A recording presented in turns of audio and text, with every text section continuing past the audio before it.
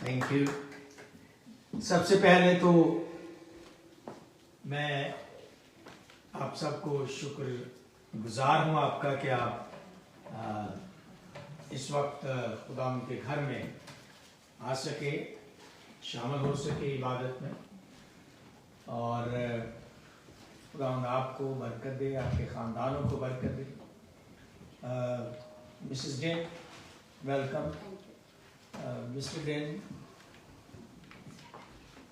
Welcome you. اور are you guys happy? Yes. Yes? Yes.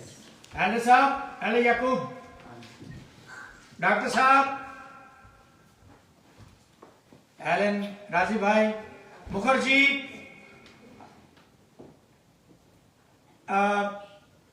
آج ہم اسی پیسج کو جو ہم نے لاسٹ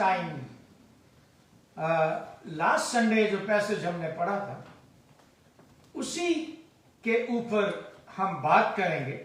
اگر آپ کو یاد ہو تو ہم نے دھندلے پن کے بارے میں گفتگو کی تھی لاسٹ سنڈے. اب تو ہم کو آئینہ میں دھندلا سا دکھائی دیتا ہے، بلریڈ vision.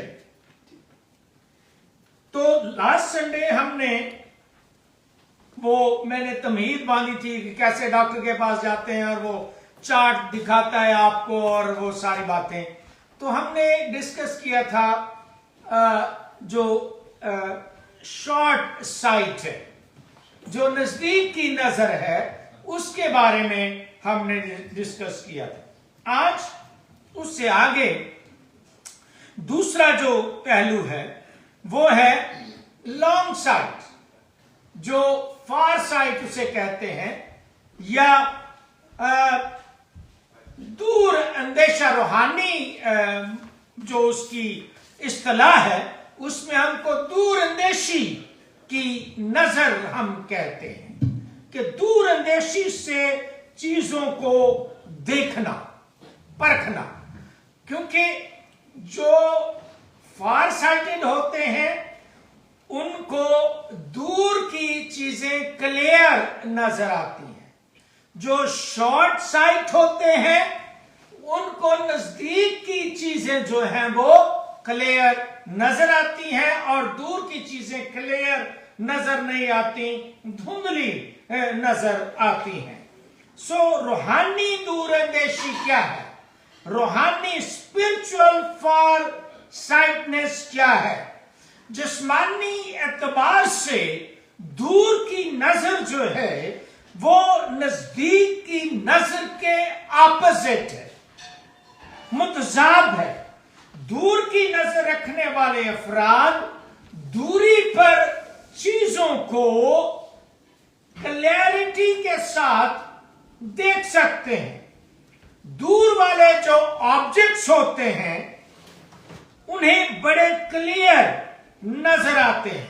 They see things very clearly that are far, far away, but the things that are near to them may be blurred to them. They are unclear to them. So روحانی فورسائٹ یا دور اندیش شخص شاید اپنے ارد گرد کے جو حالات ہیں، اپنے ارد گرد کے جو کرنٹ اس کی جو سچویشن ہے، اس کو شاید وہ دھندلی نظر سے دیکھتا ہے. اس کو وہ کلیئر نظر نہیں آ رہی جو اس کے نزدیک جو کچھ ہو رہا ہے، وہ شاید کلیئر نہ ہو، مگر اس کو لانگ رن میں جو چیزیں ہوتی ہیں وہ اس کا ذہن، اس کا ویژن اس کے حوالے سے بڑا کلیئر ہوتا ہے. دور کی نظر سے جب وہ دیکھتا ہے تو اس کو بڑا کلیئرٹی کے ساتھ نظر آتا ہے.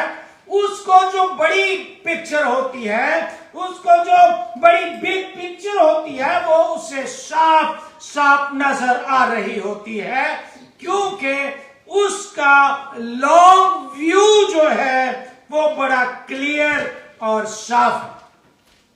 آپ نے سنا ہوگا کچھ لوگ جو ہیں وہ ہر وقت روحانی عالم میں رہتے ہیں، وہ دور اندیش ہوتے ہیں، اور آپ کہتے ہیں یہ تو بھائی ہے، جان ہی نہیں چھڑ دے۔ ہمارا بھی ایک بھائی ہوتا تھا، اب تو وہ بڑے 70 کے قریب ہو گیا، نہیں 70 کا تو نہیں، میری ایج کا ہی ابھی، تو اس کو بھی ہم کہتے ہیں بھائی یار تو ہر ویلے سمانا چاہیے رہنا، ہر ویلے روحانی باتیں، ہر ویلے کلام کی باتیں، جو ہم کچھ بھی کر رہے ہیں اور دنیا داری کی باتیں، وہ اس نے کلام کی بات ہی کرتے ہیں، وہ ہر وقت کلام کی ریالم کے اندر رہتا تھا۔ تو یہاں لوگ ہوتے ہیں جو ہر وقت روحانی ریالم میں زندگی بسر کرتے ہیں۔ They are always so heavenly minded that some say they are of no earthly good۔ اگر تو اتنے کی کرنا پیا، تیرا جو کام تو روحانی کرنا ہی کرنی ہے، تو جا پھر اتنے زمین تے کی کر رہے ہیں۔ This kind of people are certain about eternity, but their focus on the day-to-day living of spiritual life can be blurry۔ جو روزمرہ کی زندگی ہے وہ شاید ان کے لیے وہ دھندلا پن ان کو نظر آتا ہے، وہ کلیئرٹی نہیں ہوتی۔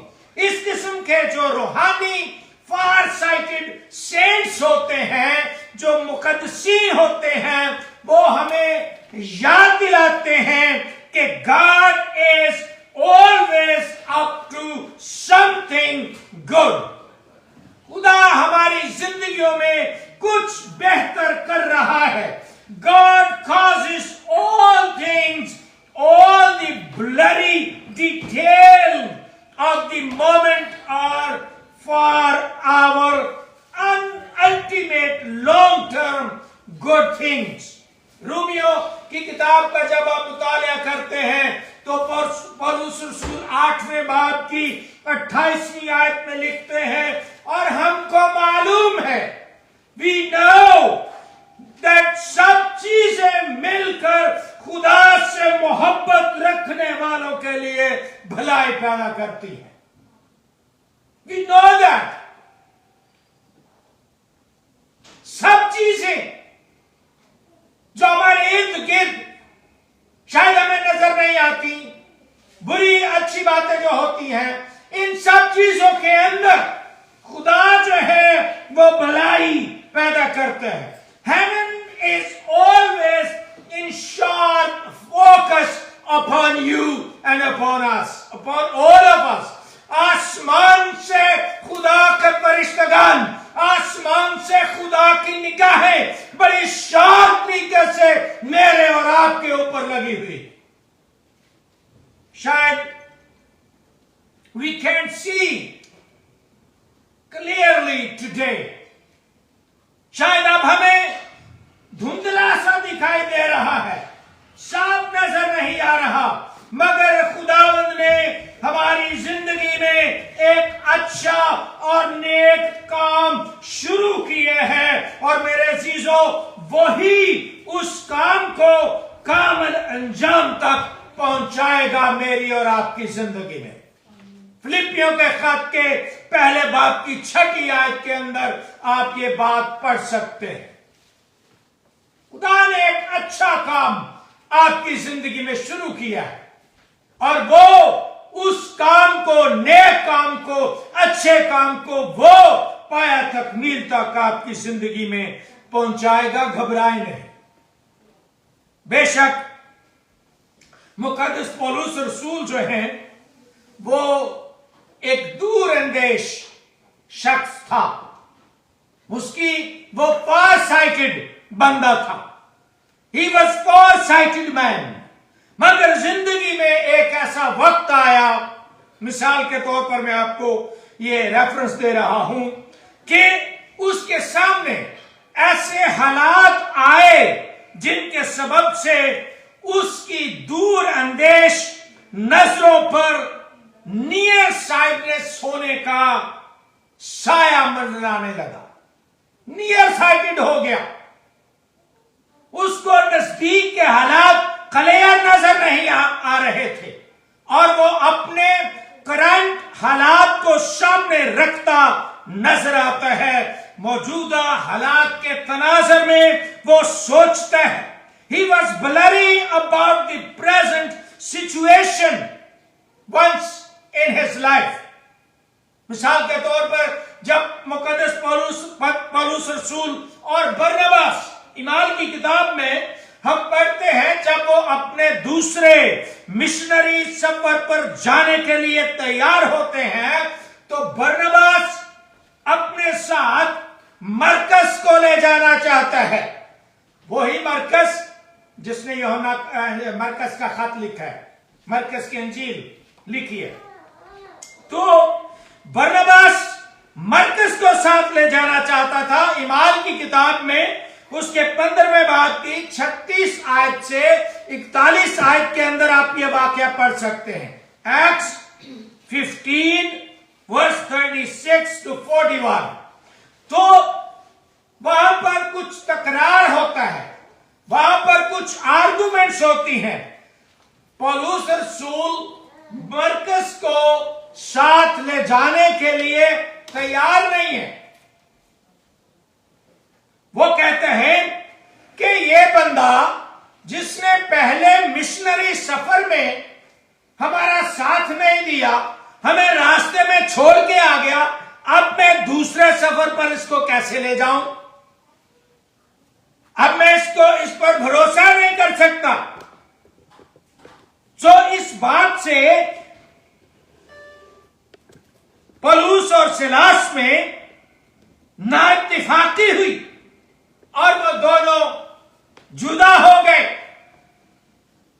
پولس نے سیلاس کو پسند کیا اور برنباس نے مرکز کو پسند کیا اور مرکز کو ساتھ لے کر برنباس الگ جہاز پر چڑھ گیا کوپرس کے لیے اور پولس سیلاس کو ساتھ لے کر الگ جہاز پر سفر کے لیے روانہ ہو گیا. تو یہاں ہم کیا دیکھتے ہیں؟ پولس رسول جو فار سائٹڈ تھا نیئر سائٹڈ ہو گیا اور اس نے اس نوجوان مرکز کو دوسرا موقع فراہم نہیں کیا, اس کو سیکنڈ چانس نہیں دیا. مگر برنباس جو ہے پولس کا ساتھی ہے, وہ ہمیشہ دوسروں کو سیکنڈ چانس دینے والا شخص تھا. وہ دونوں کو وہ دوسروں کو انکریج کرنے والا شخص تھا. He wanted to give Marcus, a young man, a second chance to learn and grow. مگر پولس وقتی طور پر یوحنا مرکز کو unfaithful سمجھتا ہے.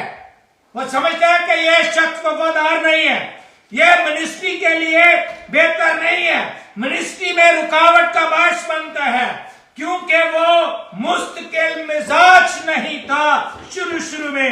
اس لیے پہلے سفر پر انہیں وہ راستے میں چھوڑ گیا. مرکز ینگ تھا, ابھی سمجھ نہیں تھی اتنی.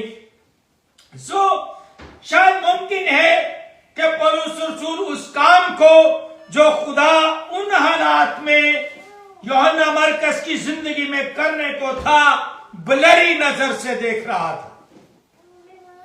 اس کی نظر کلیئر نہیں تھی. مگر یاد رہے کہ life is not always clear in the moment. یہ بلری ہوتی ہے, ہر وقت کلیئر نہیں ہوتی. ہمیں زندگی میں ہر لمحہ بڑی کلیئر اور صفائی سے نظر نہیں آتا. چیزیں ہمیں دھندلی نظر آتی ہیں. اور میرے عزیزو, جب ایسی صورتحال ہو تو ہمیں خدا سے التماس کرنے کی ضرورت ہوتی ہے. ڈیسیژن نہیں کرنا چاہیے ایسی حالت میں.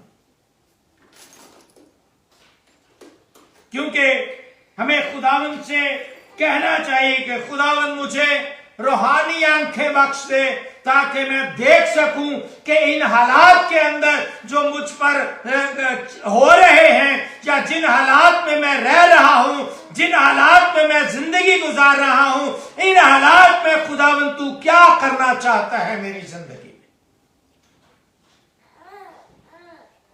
خداوند مجھے روحانی آنکھیں بخش دے تاکہ میں دیکھ سکوں، تیری مرضی کو جان سکوں ان موجودہ حالات اور سرکمسٹانسز کے اندر۔ بے شک مقدس پولس رسول نے بعد میں یوحنا مرکز کے متعلق خدا کی مرضی کو معلوم کیا اور وہ جان گیا کہ خدا یوحنا مرکز اور اس کی خود کی زندگی میں کیا کام کرنے والا ہے۔ لیٹر ہی نیو کہ خدا یوحنا مرکز کو استعمال کرنے والا ہے، اس کو سمجھ آ گئی اور وہ جان گیا کہ خدا مرکز کو استعمال کرنے والا ہے۔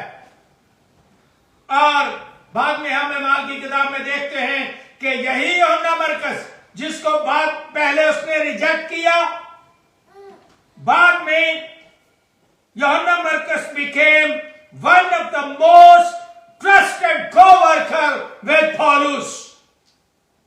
اس کا بہترین ساتھی بن گیا خدمت کے اندر۔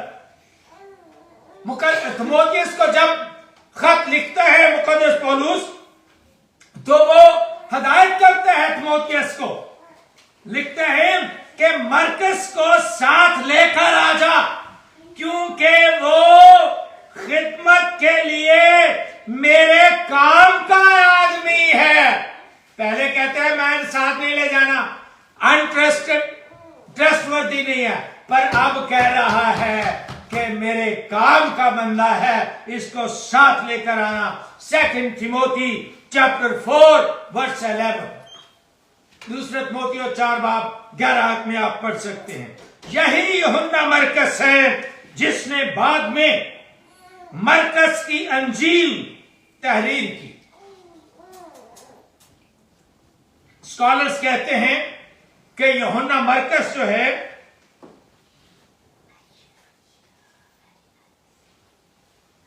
اس کی پروفائل جو ہے وہ آپ دیکھ سکتے ہیں اعمال کی کتاب ایکٹس 12 کے اندر۔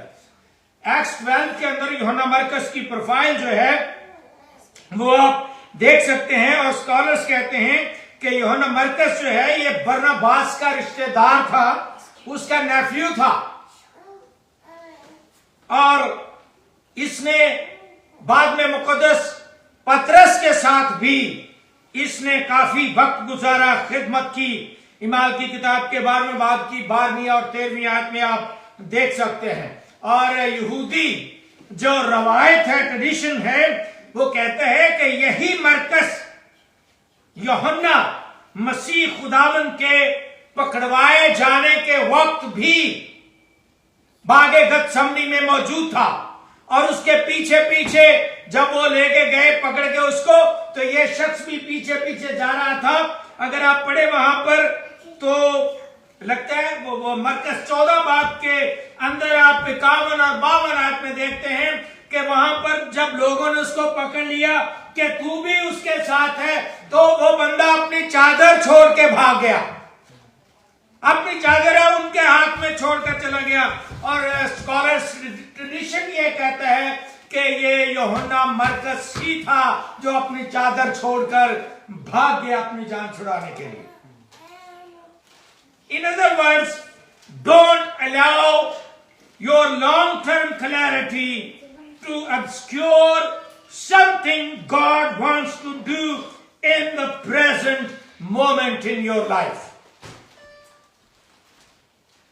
جو کچھ آپ کی زندگی میں اس وقت ہو رہا ہے اس کو بھی آپ اگنور نہ کریں۔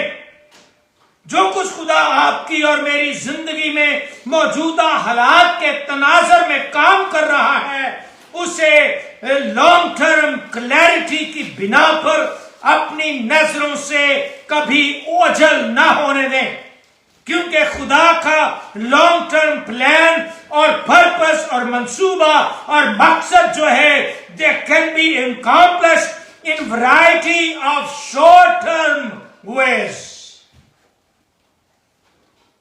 خدا کے ارادے جو وہ طویل مدت کے لیے لانگ ٹرم کے لیے میری اور آپ کی زندگی میں رکھتا ہے وہ مختلف قسم کے قلیل اور چھوٹے چھوٹے وقفوں میں بھی وہ پورے کیے جا سکتے ہیں جس کے لیے ہمیں ان حالات میں ان اپرچونٹیز کو جو ہمیں روزمرہ کی زندگی میں ملتی ہیں غور سے دیکھنا ہوگا جو ہمارے سامنے ہیں. We have to be willing to see all the possibilities in hand. کہ خدا ان چھوٹی چھوٹی اپرچونٹیز کے ذریعے سے لانگ ٹرم کے منصوبے جو وہ ہماری زندگی کے لیے رکھتا ہے ان چھوٹے چھوٹے وقتوں میں وہ پورا کر رہا ہے. اور آخری بات، پہلی بات شارٹ ٹرم شارٹ سائٹڈ، دوسری لانگ ٹرم فار سائٹڈ دور اندیشی، اور تیسری بات اسپرچل بلائنڈنس، ٹوٹل بلائنڈ ہونا. روحانی طور پر اندھا ہے تو، رائٹ؟ اس کی آنکھیں تو ہیں، جسمانی تو اتنے بڑے بڑے آنکھیں ہیں اس کی، لیکن روحانی اعتبار سے بندہ نظر نہیں آتا، اندھا ہے. یہ سب سے خطرناک سچویشن ہے. Are you with me؟ تھکے تو نہیں آپ؟ روحانی اندھا پن جو ہے یہ بڑا خطرناک ہے. یہ انسان کا جو روحانی اندھا پن ہے دور یا نزدیک نظر ہونے سے کام تو چلتا رہتا ہے. دور کی نزدیک خراب ہے، نزدیک کی خراب ہے، کام چلتا ہے.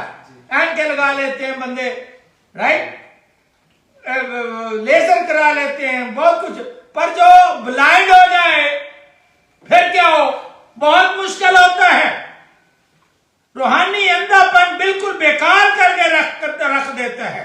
اور روحانی اندھا پن تو اور بھی بے خطرناک چیز ہے، کیونکہ کچھ کیسز جسمانی طور پر قدرتی اندھے پیدا ہوتے ہیں اور کچھ کیسز میں یہ حالت گریجولی ہوتی ہے، آہستہ آہستہ بندہ اندھا ہو جاتا ہے.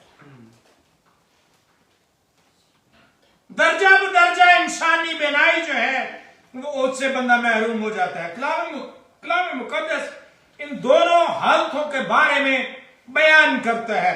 یسوع مسیح نے بہت سارے اندھوں کی آنکھوں کو بینائی عطا کی. مثلا یوحنا 9 باب اور اس کی پہلی آیت میں جس شخص کو بینائی ملی وہ جنم کا اندھا تھا، بنیادی طور پر پیدا ہی اندھا ہوا تھا. اور یہ شخص ماں کے پیٹ سے اندھا پیدا ہوا تھا، اور اس کے ماں باپ بعد میں گواہی دیتے ہیں کہ یہ ہمارا بیٹا ہے اور اندھا پیدا ہوا تھا ماں کے پیٹ سے. ورس 20 کے اندر مسیح خداوند نے بہت سے اندھوں کو بینائی عطا کی. لوکا کی انجیل 7واں باب اور اس کی 21 آیت میں آپ دیکھ سکتے ہیں. ایک اور اندھے اور گونگے کو بھی مسیح نے شفا دی. متی 12 باب اور اس کی 22 آیت میں. یہ شخص اندھا بھی تھا اور گونگا بھی تھا. یہ دونوں صورتیں ہو سکتی ہیں ایک وقت میں. بندہ اندھا بھی ہو سکتا ہے، گونگا بھی ہو سکتا ہے، بہرا بھی ہو سکتا ہے، ٹنڈا بھی ہو سکتا ہے، لنگڑا بھی ہو سکتا ہے. ایک وقت میں بہت ساری چیزیں جو ہیں یہ ہو سکتی ہیں. بہت سارے حوالہ جات ہم دیکھ سکتے ہیں. بنی اسرائیل کی حالت میں آپ کو ذرا دیکھیں. بنی اسرائیل کی حالت جو ہے وہ اس وقت بھی بڑی سیریس تھی مسیح خداوند کے زمانے میں. اور بطور ایک نیشن کے وہ آہستہ آہستہ روحانی اعتبار سے بلائنڈ ہو گئے. روحانی اعتبار سے اسرائیل اندھا ہو گیا، اور ان کی جو یہ اسپرچل بلائنڈنس تھی ایک دم سے نہیں آئی. وقت کے ساتھ ساتھ بلائنڈنس جو ہے وہ آئی. اندھا پن وقت کے ساتھ ساتھ ہوا. ایک وقت تھا ان کی زندگی میں جب انہوں نے خدا کو بڑی صفائی کے ساتھ دیکھا، جب انہوں نے خدا کے کاموں کو اپنی زندگی میں بڑی صفائی کے ساتھ دیکھا، جب وہ مصر کی غلامی سے نکلے، سمندر 2 حصے ہو گیا، بیابان کے اندر وہ من کھاتے رہے بڑی صفائی کے ساتھ، بٹیرے کھاتے رہے، پانی پیتے رہے، نہ کپڑے پرانے ہوئے نہ جوتی پرانی ہوئی، بڑی صفائی کے ساتھ خدا ان کی زندگیوں میں ان کی آنکھیں بڑی روحانی آنکھیں بڑی ٹھیک تھیں اور وہ ٹھیک ان کو نظر آتا رہا، مگر چند 100 سالوں کے اندر وہ روحانی اعتبار سے ٹوٹل بلائنڈ ہو گئے۔ اور خدا نے بھی کلام میں لکھا ہے کہ ان کے گناہوں کی وجہ سے ایسا ہونے دیا، ان کی روحانی بینائی ان سے چھین لی گئی۔ یسایا کی کتاب میں خدا کا بندہ لکھتا ہے، اور خداوند نے فرمایا جا ان لوگوں سے کہہ کہ تم سنا کرو پر سمجھو نہیں، تم سنا کرو پر سمجھو نہیں، تم دیکھا کرو پر بوجھو نہیں، تو ان لوگوں کے دلوں کو چربا دے اور ان کے کانوں کو بھاری کر اور ان کی آنکھیں بند کر دے۔ یسایہ 61 اور اس کی 9 اور 10 آیت کے اندر یہ بات لکھی۔ اور میں سمجھتا ہوں یہ نہ صرف اسرائیل کے بارے میں ہے، آج میرے اور آپ کے بارے میں بھی ہے۔ آج ہماری حالت بھی ایسی ہی ہے کہ ہم دیکھتے ہیں پر دیکھتے نہیں، سنتے ہیں پر سنتے نہیں، ہماری بھی ہمیں سمجھ نہیں آتی، ہم بوجھتے نہیں، کلام سنتے ہیں پر ہمیں سمجھ نہیں آتی، ایک کان سے سنتے ہیں اور دوسرے سے نکال دیتے ہیں۔ ہماری بھی یہ حالت ہے کہ ہم اسپرچول بلائنڈ ہو چکے، اور اسی بات کو اسرائیل کی قومی حالت کو یسوع مسیح نے کنفرم کیا اپنی منسٹری کے دوران۔ متی کی انجیل 13ویں باب کی 13 اور 14 اور 15 آیت میں وہ لکھا ہے کہ انہوں نے اپنی آنکھیں بند کر لی ہیں، وہ کانوں سے اونچا سنتے ہیں۔ اور میں سمجھتا ہوں کہ آج میری اور آپ کی حالت بھی یہی ہے، ہم بھی کانوں سے اونچا سنتے ہیں۔ Jesus called the Jewish leaders blind guides۔ اس نے کہا ہے اندھے راہ بتانے والے،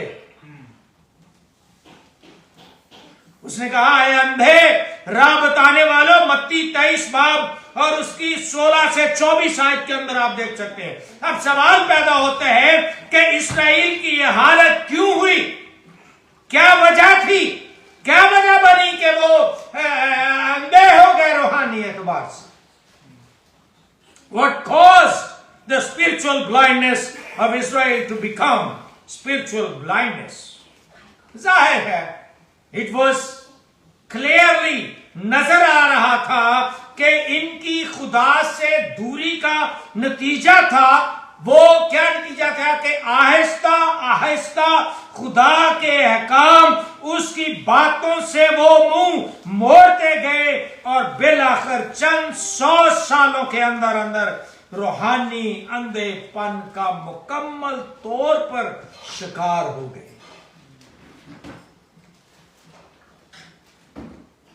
But it doesn't have to happen that way, my friends. Our spiritual sight can become sharper and sharper over times instead of more and more blurry.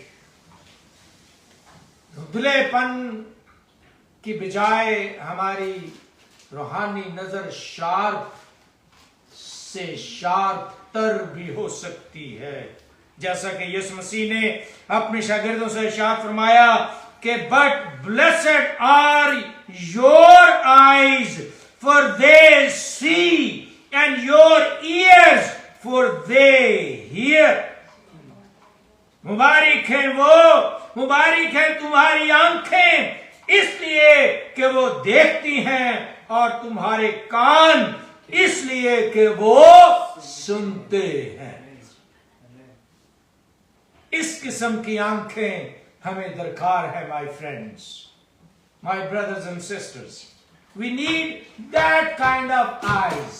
We need that kind of ears. We need that kind of mind جو دور اور نزدیک ہر دو طرح سے دیکھتی ہیں۔ ہمیں اس طرح کی آنکھیں درکار ہیں کہ خدا ہماری زندگی میں کیا کام کر رہا ہے، اور یہ صرف اسی وقت ہی ممکن ہے جب ہماری روحانی آنکھیں درست ہوں گی، جب ہماری اسپرچول آئیز جو ہیں وہ ٹھیک ہوں گی۔ یاد رہے کہ جب ہم خدا کے کلام کو، the word of God کو اپنی زندگی میں افضل درجہ دیتے ہوئے اس کے مطابق زندگی بسر کرتے ہیں تو ہماری روحانی آنکھیں روشن رہتی ہیں۔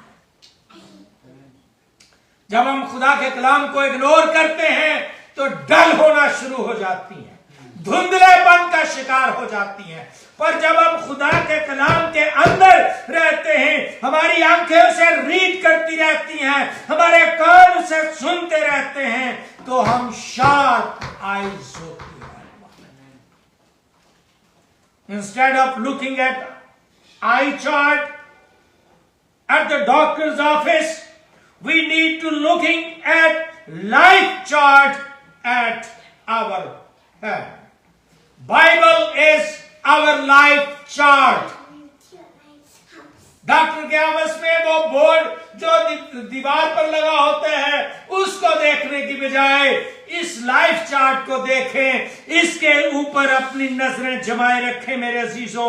کلام مقدس کی روشنی میں زندگی کے معاملات کو دیکھا کریں مائی فرینڈز۔ بے شک اسپرچول 2020 ویژن کے لیے وقت تو درکار ہے، اٹ ٹیکس ٹائم، پر اپنے آپ کو ٹرین کرنے کی ضرورت ہے، اپنے آپ کو ڈسپلن میں رکھنے کی ضرورت ہے، کیونکہ جو چیزیں فوگی ہمیں نظر آ رہی ہیں، جو چیزیں ہمیں دھندلی نظر آ رہی ہیں، اپنے ارد گرد کے جو موجودہ ہمارے حالات ہیں وہ جو ہمیں فوگی نظر آ رہے ہیں، دھندلا دکھائی دے رہے ہیں، کلیئر نظر نہیں آ رہے، تو میرے عزیزو گھبرانے کی ضرورت نہیں ہے۔ یہ دھندلا پن ختم ہو جائے گا، یہ دھندلا پن جاتا رہے گا۔ یقین رکھیں خدا کے کلام پر، بھروسہ رکھیں خدا کے کلام پر اور اس کے وعدوں پر، یقین رکھیں خدا پر اور ایمان سے چلتے رہیں جب تک دھندلا پن ختم نہیں ہو جاتا۔ Walk by sight, not by sight, but by faith. ایمان سے چلتے رہیں، آنکھوں دیکھے پر نہیں بلکہ ایمان پر، خدا کے کلام پر بھروسہ اور مکمل ایمان رکھتے ہوئے چلتے رہیں until things come into sharper and sharper focus. Keep walking by faith, not by sight, my friends. کیونکہ مقدس پولس رسول ایسے حالات میں ہمیں آگاہ کرتا ہے، دلیری دیتا ہے، انکریج کرتا ہے، ہمیں اپنے ذاتی مثال دے کر، اپنی پرسنل مثال دے کر وہ ہمیں انکریج کرتا ہے، کہتا ہے کیونکہ ہم ایمان پر چلتے ہیں نہ کہ آنکھوں دیکھے پر۔ دوسرا کرنتھیوں اس کا 5واں باب اور اس کی 7 آیت کے اندر آپ یہ بات پڑھ سکتے ہیں۔ نوح اور ابراہیم اور جتنے بھی مقدسین آپ بائبل میں دیکھتے ہیں وہ سارے ایمان پر چلتے رہے۔ آمین، وہ سارے ایمان پر چلتے رہے، اور مجھے اور آپ کو بھی آج ہر قسم کے مشکل سے مشکل ترین حالات کے اندر بھی جیسے انہوں نے اپنا فوکس خدا پر رکھا، مجھے اور آپ کو بھی اپنا فوکس خدا کے کلام پر رکھنے کی ضرورت ہے۔ جب ہمارا فوکس خدا کے کلام پر رہے گا تو چیزیں کلیئر ہمیں نظر آنی شروع ہو جائیں گی۔ میرے عزیزو، آج ہمیں اپنا دھیان، اپنا خیال، اپنا دماغ، اپنا فوکس، اپنی توجہ خداوند پر اور اس کے بیٹے یسوع مسیح اور اس کے مقدس की जरूरत है। वक्त आने पर सब कुछ क्लियर हो जाएगा और सारी फॉग जो है वो जाती रहेगी। जैसे पौलुस कहता है, अब तो हमको आईना में धुंधला सा दिखाई देता है, वक्त उस पर रूबरू देखेंगे। आमेन। सब क्लियर हो जाएगा। Have faith and walk, keep walking by faith, no matter what happens, no matter what happens, keep walking by faith. And all God's people said, Amen. आइए अपने सरों को झुकाएं, अपनी आंखों को बंद करें और दुआ करें। खुदावंद, हम तेरा शुक्र और तेरी तारीफ करते हैं कि तूने हमारी आईसाइट्स के लिए इंतज़ाम कर रखा है। खुदावंद, हमें लाइफ चार्ट मुहैया किया हुआ है ताकि हमारी निगाहें इस कलाम के ऊपर जो हमारी ज़िंदगी का चार्ट है इस पर लगी रहें, ताकि हमारा धुंधलापन जाता रहेगा। खुदावंद, हमारा ध्यान, हमारा ख्याल इस कलाम पर लगा रहे और हम ईमान से अपनी ज़िंदगी इस धरती पर जब तक तेरे पाक फजल से हैं जीते हैं ज़िंदगी बसर करते रहें। खुदावंद, बख्श दे कि ये कलाम हमारी ज़िंदगियों में 100 गुना फल लाए और हमारी जिंदगियां खुदावंद तेरे कलाम पर रीफोकस हो जाए। मसीह हमारे खुदावंद के वसीले से, आमीन।